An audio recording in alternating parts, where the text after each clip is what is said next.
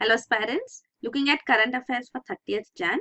The news items that have been picked up from the Hindu newspaper are these 12. We'll look at them in detail. The first one, court stops deportation under Trump travel ban. So US President Donald Trump had passed an executive order under which people from 7 Muslim majority countries, 4 from Central Asia and 3 from Africa. These countries are Iran, Iraq, Syria and Yemen, and African countries are Sudan, Libya and Somalia. So people coming from these 7 Muslim majority countries would not be allowed to enter into USA.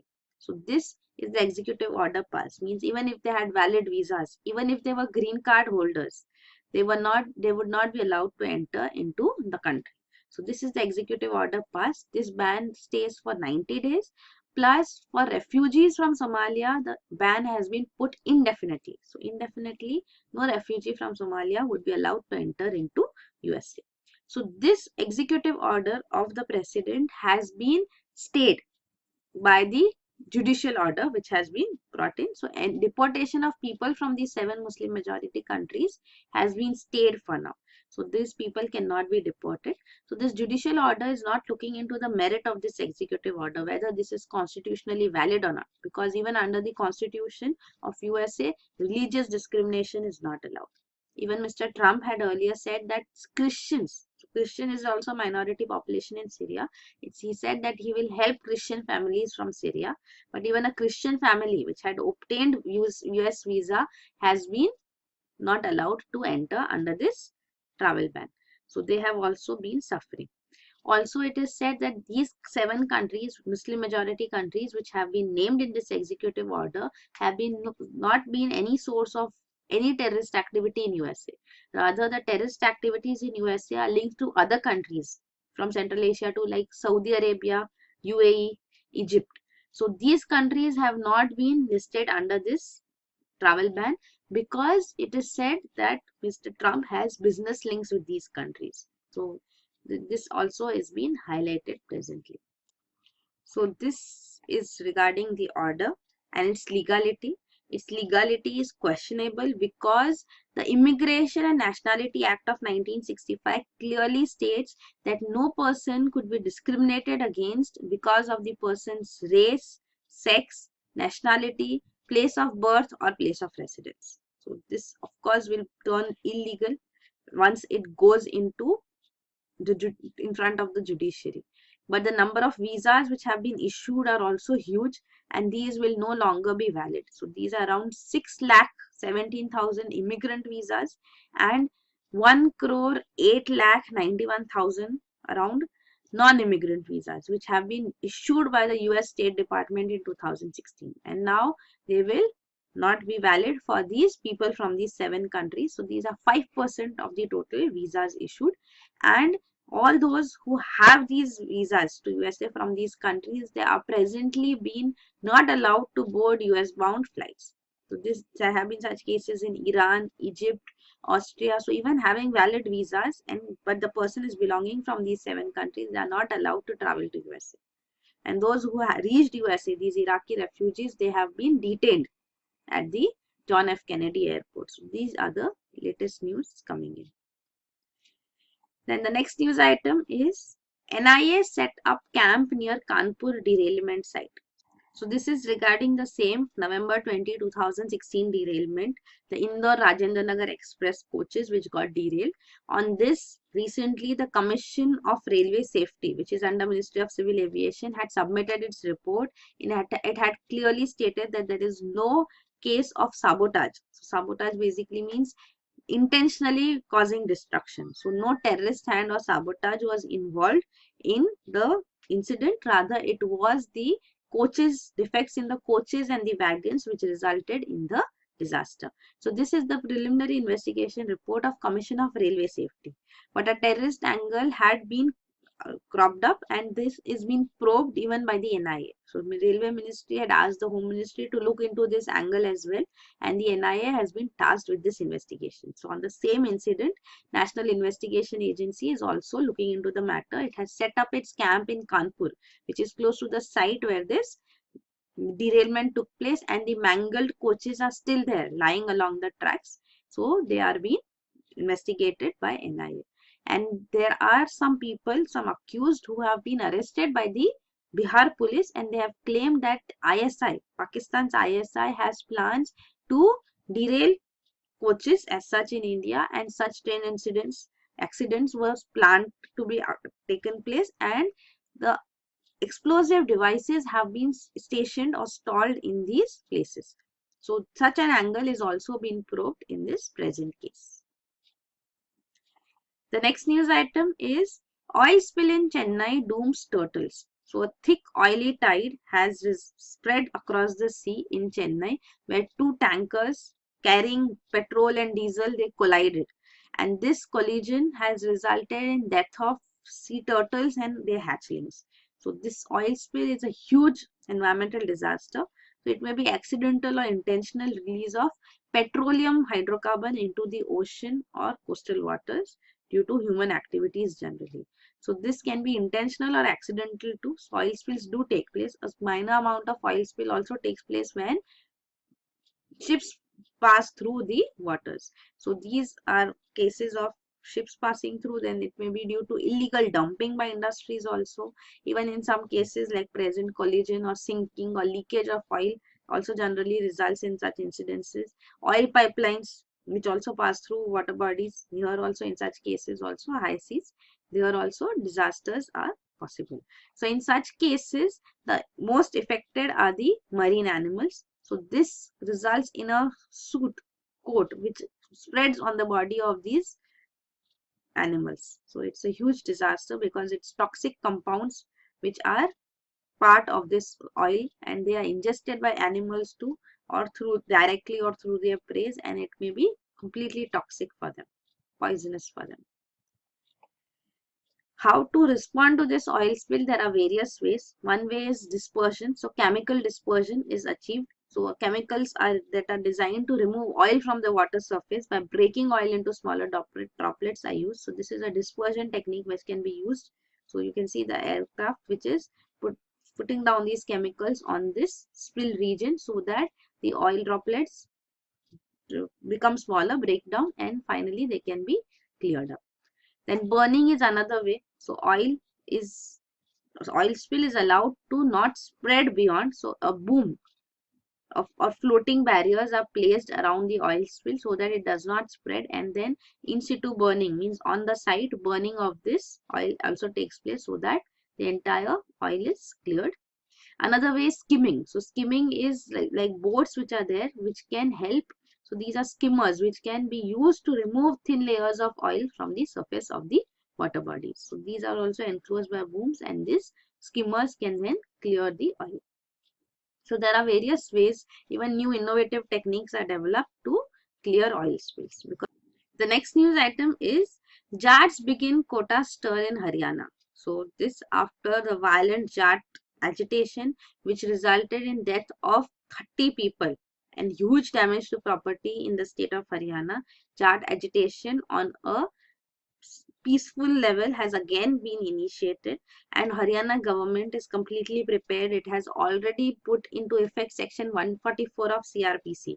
So all the sensitive districts already have this section in place, so that assembly of five or more people in about 500 meters from the national and state highways or railway stations in the city has been prohibited. So precautionary measures have already been taken into effect. Even the paramilitary forces, state police are on high alert and on vigil. So this Jat agitation has been a case which is going on for long. Supreme Court had earlier even overruled this reservation which had been provided to them. So these Jats are basically a farming community who are present in significant numbers in various states in India. Majorly it's Punjab, Haryana, Rajasthan, Delhi, and UP, where they are found in good numbers. In Haryana, 29% of the population is comprised of Jats. So they are politically influential group. But then they were demanding that they be given the OBC status, other backward classes status. The state government also promised that they would be given the economically backward classes status and quota in this category, which was 10% then. They said they would increase it to 20% and also include the JATs in it. Even they demand another proposal which was put forth that the annual income which is there for economically backward category, this would also be raised from then 2.5 lakh to 6 lakh per annum. So this were the promises made and the demands coming forth, and they were put into effect too. So in 2008, this demand for quota started by JATs. In 2010, it became quite violent too, resulting in deaths as well. In 2012, Haryana government finally gave in and gave special backward status to JATs and other 4 castes. So there were 5 castes who were given this special backward status, and they had 10% reservation quota. In 2014, 2 years later, UPA government granted OBC status to JATs.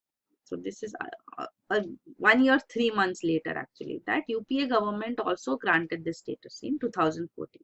But in 2015, exactly a year later, Supreme Court set aside this notification which had granted OBC status to JATs. It called it unconstitutional. But after this judgment, Narendra Modi government met the representatives of the JATs, and he said that this quota demand will be supported by his government as well. So now in 2016, a year later, we are seeing that the protests for inclusion of JATs in OBC has again cropped up. So this section 144 of CRPC, what does it mean and what does it call for is also provided here. So it's a banning protests. So such orders are generally issued for 2 months. So it provides the powers to a magistrate to order a person to be abstained from an act which could obstruct or cause annoyance or injury to any person lawfully employed or pose a danger to human life, health or safety or disturbance of public tranquility. So any person can be abstained, asked to abstain or asked to restrain. So this is the power under section 144. So this Supreme Court has ruled that section 144, if it is used appropriately, it is not unconstitutional. But then these powers are supposed to be used in emergency only. The next news item is atomic clocks on indigenous navigation satellite develops snag. So this is NAVIC.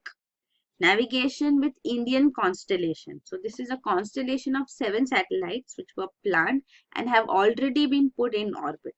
So these indigenously built satellites based positioning system. So it's also called IRNSS, means Indian Regional Navigation Satellite System. So these 7 satellites IRNSS 1A to 1G have been launched. 1G was launched as late as in April 2016. So all these satellites are in place, but presently a technical snag has come up in the atomic clocks of the first satellite.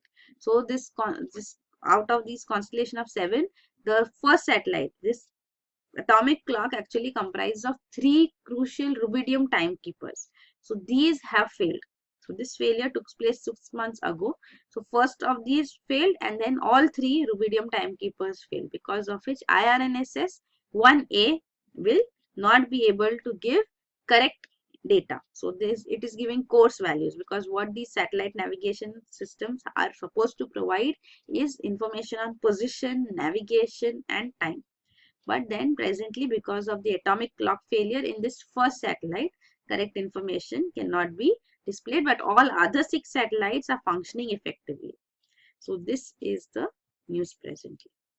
So it can give the details. So we have GPS, Global Positioning System, but then that is belonging to USA. It is presently available as a free source, but USA can at any point of time decide to revoke it, to not allow other users to have access to it. So then nations have developed their own satellite navigation system. So IRNSS, which belongs to India. Then there is Galileo, which belongs to European Space Agency. Then GLONASS has been developed by Russia. BEIDO, BEIDOU, which has been developed by China. So these are satellite navigation systems which countries are developing independently, because this navigation data can be used for civilian as well as military purposes. So GPS data has applications for civilian as well as military purposes. So though presently it is open source, it can be restricted at any point of time, and countries have to have at least their military advantage in their own hands. So this is strategic data. So this initiative is strategically important as well. So the 7 satellites under IRNSS, out of these 7, 3 are geostationary and 4 are geosynchronous. So geosynchronous satellite means a satellite whose orbital period is same as the period of rotation of the Earth.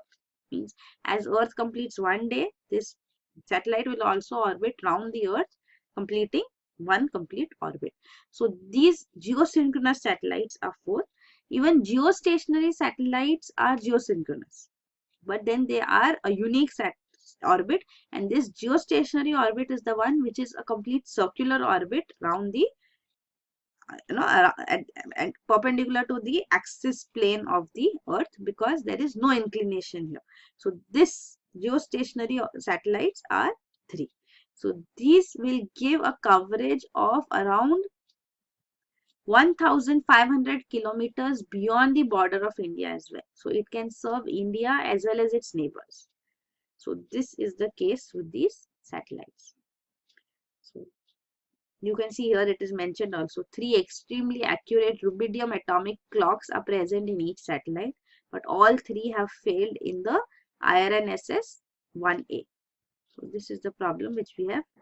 Then this gives the same details in a little elaborated version. The fonts are bolder.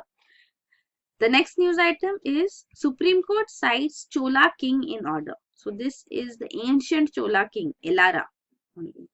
What is his famous title? His name is Manu Nidhi Cholan. So he has been a Chola king ruling South India in around 250 BC. So he has been named in a judicial order. So this was an order which has dismissed the challenge which had been thrown on the elevation of Chief Justice of India. So Justice J.S. Keher was elevated as the 44th Chief Justice of India. So this was in keeping with seniority. The senior most judge becomes CJI.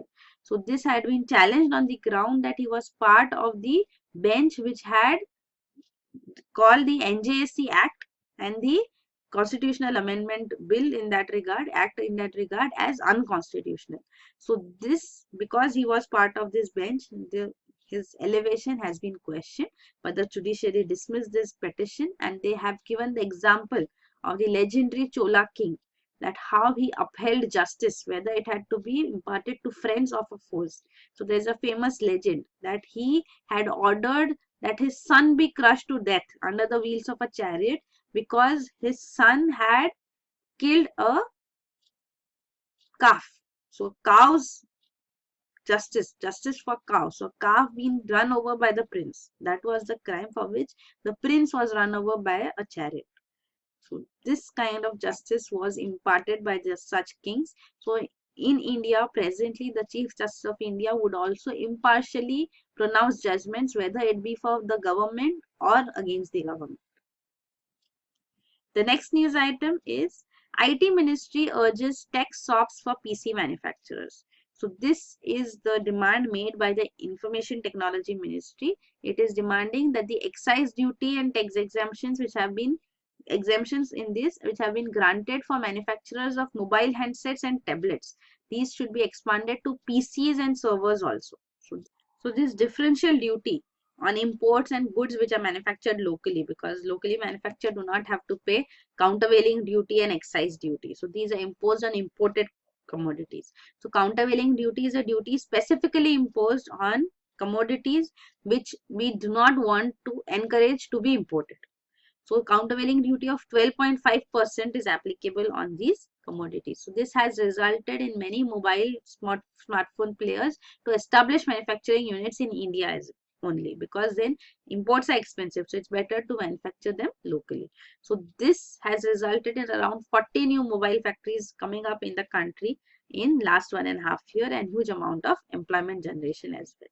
So similarly, initiatives should be taken to further encourage this. Another recommendation of the ministry is that the specific capital goods which are required for manufacturing electronic goods should also be exempted from custom duty and countervailing duty.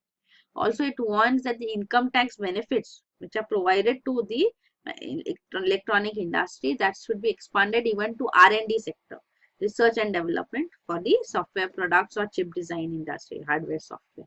So this will help in intellectual property rights generation in India as well. So these are some of the suggestions. Because now new GST law will come in place. So what would be the taxations under it are being finalized. The next news item is Nomura sees Trumponomics having minimal impact on India. So this is Japanese financial services Nomura, who says that the US President Donald Trump's trade policies will see a minimal impact on the GDP growth in India. It says that only a 10 basis point hit would take place and India's GDP would be around 6.8% in 2017. So Trumponomics means economic policies of President of USA Donald Trump, because he has plans to bring in economic policies which will bring fiscal stimulus, boost growth in USA. So two federal hikes have already taken place in this year itself. The US also plans to bring in protectionist trade measures. Already USA has backed out from the Trans-Pacific Partnership. The tighter immigration norms which are brought in. So these initiatives, policies will have their consequences. So that is called Trumponomics. So according to this Japanese financial firm, Trumponomics will have minimal impact on India.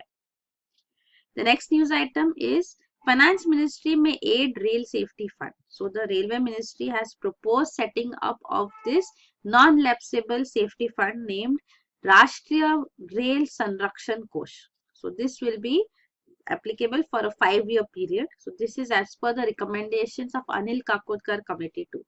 So this was the former chairman of Atomic Energy Commission who was appointed to look into railway safety and did a comprehensive review and submitted his report in 2012. So out of these various recommendations it put forth, around 87 recommendations were fully or partially accepted and 22 have been fully implemented so far. So one of the recommendations was also establishing this Rashtriya Rail Sanrakshan Kosh. Already in 2001, a special railway safety fund was established, in which rupees 17,000 crores was generated. So this was through even a cess. A safety surcharge was imposed on passenger fare. So this resulted in collection of 5,000 crore and remaining 12,000 crore came from the exchequer, that is the finance ministry. So this was how this safety fund was established too. On the similar lines now, again a Rashtriya Rail Sanrakshan Kosh will be established, because we are seeing that the number of rail accidents has increased over the years.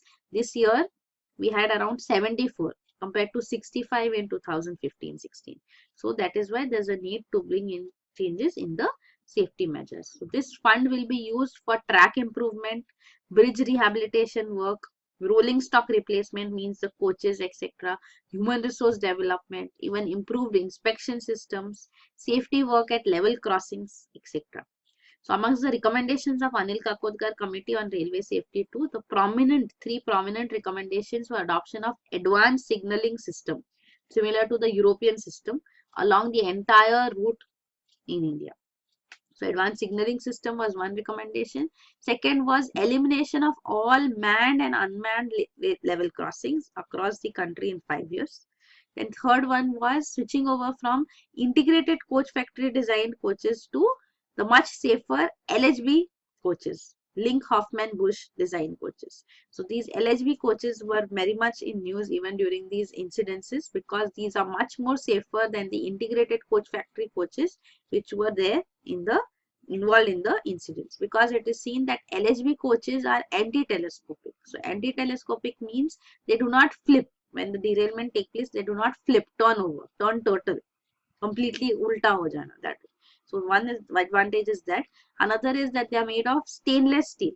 So this helps in better absorption of shock as such. So that is why it's recommended. Plus also its disc brakes. In LHB, they have shorter stopping distance than ICF coaches, design coaches. So this also helps in minimizing the impact. The coupling system in the LHB coaches also help in reducing the relative motion of the two coaches. So this coupling between the two coaches is such that the stopping is such that it will not turn over. Otherwise, in cases of derailments we generally see or accidents, the coach behind will turn over on the former coach. So such things will also not happen in case of LHB coaches. So that will be also minimized. Then lastly, LHB coaches have a shorter wheelbase. So this helps them in navigating sharp turns at higher speeds very easily. So these are the benefits of LHB coaches. Regarding this Rashtriya Rail Sanraksha Kosh, the National Railway Safety Fund, which is proposed to be established, this was also recommended by Anil Kakotkar committee. So 60% of this safety fund will come from the exchequer, means from the finance ministry, government. The rest will come from a safety cess and market borrowings.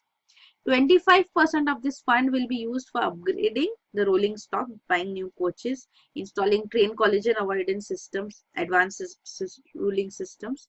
Then remaining part of it would be used for building overbridges, underbridges, renewal of tracks, and elimination of level crossings. So manned, unmanned level crossings have to be eliminated. So these will be the places where this funding would be used.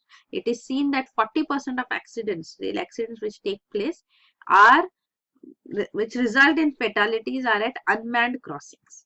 So these need to be eliminated on an urgent basis. The next news item is Aadhaar number printed on paper perfectly valid. Center. So this is the UIDAI, Unique Identification Authority of India, which has released a note of caution saying that people are sharing their personal information with unauthorized agencies.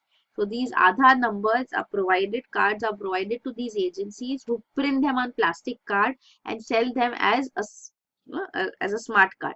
So the such card is not required. The ordinary paper or the ordinary Aadhaar card as such provided is perfectly valid as Aadhaar identity. So there is no need for any other proof required. It says that this unauthorized agencies collecting information and printing them as Aadhaar cards, this is an offense, a criminal offense, and is punishable under the provisions of the Aadhaar Act of 2016. So this has also been clearly put forth. So there is no need for any printouts. Even if you lose the Aadhaar card, you can easily download it for free from the UIDAI website. The next news item, this is regarding Aadhaar benefits too. So it helps in bringing in inclusion. So identity is provided to the marginalized who earlier were outside the reach of developmental programs. Now with Aadhaar, their identity is also taken into consideration and they can avail various benefits of the government programs. Then it is portable identity, means it's not location specific, that you are in a particular location and if you've not migrated to work, you will get included in various schemes, but it is anywhere in India, your identity is unique. So that is the mobility which comes with it. Individual entitlements can also be achieved rather than, today entitlements are for families. So individually also your entitlements can easily be received with Aadhaar. Then there are reduced transactions because of electronic transfer of funds benefits which can be possible through Aadhaar. So Aadhaar enabled applications are also there which can be used for microfinancing, micro lending purposes. So that also has its benefits. The next news item is the railway budget a requiem. So looking at the Indian railway budget and how it had a history of a separate budget. So railways budget is of significance. 2017 year will be remembered as the first year when a separate railway budget was not announced, but railway budget has been subsumed under the general budget. So this was first proposed and was implemented on the recommendation of Ackworth Committee during the British colonial times in 1920. So it had said that the finance department should cease to control the internal finances of the railways. It's because this was the time when railways revenues were much more than the general revenues as such. So that is why railways staying independent was very, very important. So that was the reason why a separate railway budget was proposed. Even at the time of independence, railways revenues were 6% more than the general revenues. So at that time too, post-independence, Sir Gopal Swami Iyengar committee had also recommended that the railway finances should be kept separate from the general finances. This provision should continue. But then over the years, this scenario has changed because it is seen that now the size of the railway budget has reduced significantly. In 1970s, it was 30% of the size of general revenues, and presently in 2015-16, it was only 11.5% of the total revenues of the budget. So that is why there was a need to bring in modifications. So it was highly due that the railway budget be subsumed under the general budget. But then the problem is that Indian Railways will be benefiting out of this or will be at a loss. So this is the case, is that passenger fares have been subsidized to such an extent that freight charges have become quite high, because they are used to, that's cross subsidy provided. So freight charges being high and passenger charges being low is how the railways functions. So this has resulted in freight charges in the railways being so high that road transport becomes more cheaper. So that is what is availed generally too. So such scenario have also arisen. So there is high time that the passenger fares also become realistic and the railways is brought in shape again. So that is why there is a need also that was seen, that railways was entering into areas of operation which is not part of their core areas of operation, like catering services, etc., which was undertaken by railways. So it should concentrate on its core areas. That was also important. So then there were plans also to have transportation of petroleum products by pipelines. So at that time, petroleum products was the most profitable business for the railways. So it had 75% share in this sector. And now it has come down to 10%. So this was in 1990s when it had 75% share. But then transportation of petroleum products proved cheaper by the pipeline. So of course, railways suffered. So that is why it is seen that railways has resulted in it being suffering, because of which the support from the general budget is important. That is why merger of the two budgets is very much in line as per the demands of the time. So it is important now that it concentrates on its core sectors, freight operation is improvised and productivity of its assets is enhanced, so that railways becomes profitable and beneficial again. The last news item is living dangerously in a hacker's shadow in a less cash economy. So demonetization has pushed digitization. So there has been an increasing use of digital transactions too. But then along with this, risk of hackers also come in. So there are two systems, mobile based systems which are used. So these are like various interfaces, applications which are used. The prominent one is Bhim application, Bharat Interface for Money application. So this application has been developed by NPCI, National Payments Corporation of India. So it allows any customer of UPI, Universal Public Interface Bank, to be conducting basic transactions of sending or receiving money on this Bhim application. So UPI has been developed by NPCI, which we have seen. So that subsumes all banks as such, which are linked to it. So then Bhim application allows for using this UPI services too. So this is one way mobile based systems function. So they connect directly to the consumer's bank account. So this is one major concern. But then in this matter too, they use the same authentication facilities which are provided for banks websites. When you access banks websites, the authentication layers are also there in this case as well. Another case is of mobile wallets. So mobile wallets are applications same as in a physical wallet which you may have. So this is a digital wallet. You have the money as much as you put in this wallet. So that is where the access is to this much money only. So it's as a loss, theft, it is only to that much amount of money. So that is a benefit with mobile wallets. Many mobile wallets have come up in the market presently. So this actually the liability of the consumer in this customer in this case reduces, because as much as in the wallet is at stake. But in case of bank accounts, the bank transaction apps, banking apps, it is the entire customer's bank account which is opened as such. So there are requirements which need to be put into place to ensure the safety and security of these digital transactions. So the basic requirement which is required is that there should be a secure communication, 2G, 3G or Wi-Fi services, so that transactions could take place. A smartphone and an encryption level is essential. So this is provided for. But then even without smartphones, banking transactions, digital transactions are possible. That is through USSD. So this USSD based systems which are there, they are low technology methods. So they can conduct transactions, means the mobile phones when you generally used to press *123# or something to check your balance or something. So that USSD communication takes place. So you put in some code and then you get a response. So that response can be in English or in Hindi. So it's that USSD based payment systems have also been developed. So then basic transactions on the banking sector can also be done. Especially payments as such can be done without using smartphones. Basic phones can also be used. So this has also been developed. So this USSD based payment system has also been developed by NPCI. So this uses regular non-data communication system and it can be multilingual too. But then there are vulnerabilities involved too. So with mobile based apps, there are layers of protection, but with case of wallets, generally the number of checks, access checks are limited to have easy usage as such. So then risks in those cases increase. Then another vulnerability. So vulnerability generally emerge at three ends.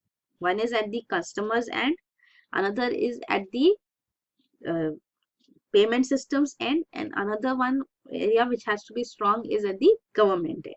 So customer based and is basically that the payment applications which are present in the customer's mobile phone, they have to be protected. There has to be a pin for each of these applications too, especially the banking applications which will be there, and also there should be a pin on the entire usage of the phone too. So phone should also be logged and it should not be given unauthorized access to anybody.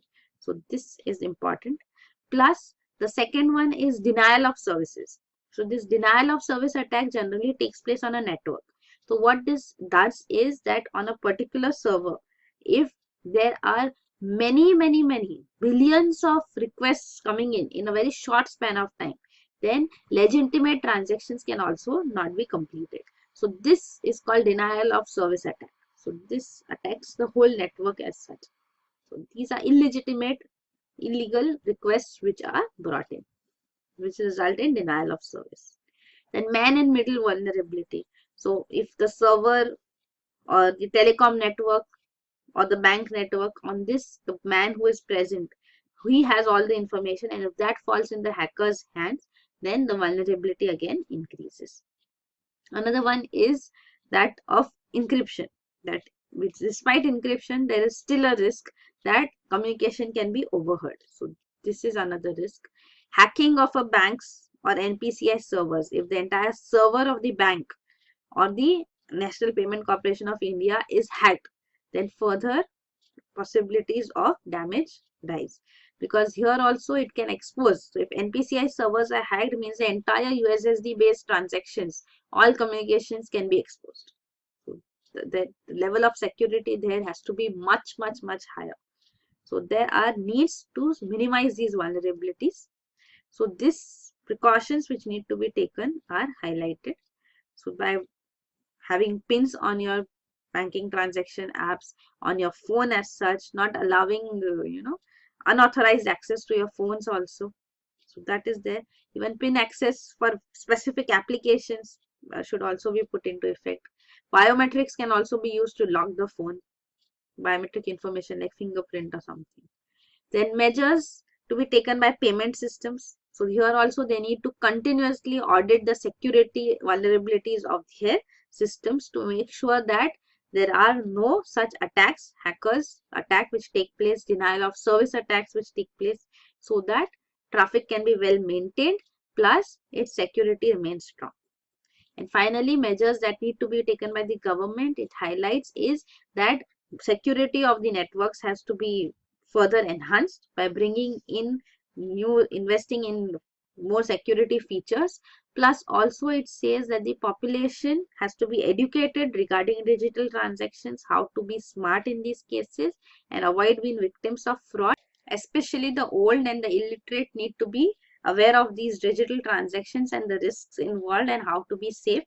Plus the laws have to be amended and made sure that anybody who is stealing data or indulging in this hacking activities are severely dealt with and punished, so that such incidents do not repeat again. So measures have to be taken on all counts to make sure that digital transactions and digital economy in India becomes a dream come true. So these are the news items for today. Thank you.